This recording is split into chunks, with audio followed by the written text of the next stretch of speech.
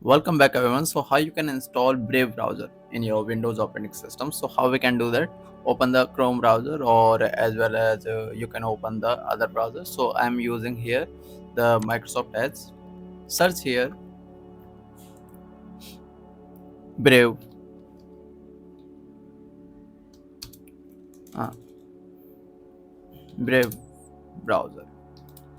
Brave web browser. Okay, you can see the first link here. Click on first link and get the Brave browser for Windows. Okay, click on it and you can see the download. We have downloaded the Brave browser. Okay, so just click on it and it will run.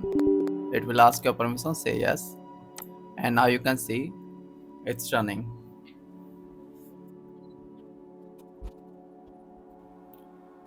You can see we have successfully installed the Brave browser. It's opening and now you can see the setup here. Okay, it asks for set the default browser, so I skip here. I also skip here, maybe later, and finish.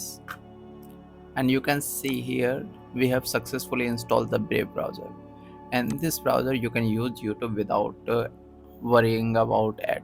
Okay, so that's it for today. I'll see you in the next video. Thanks for watching and thanks for being here.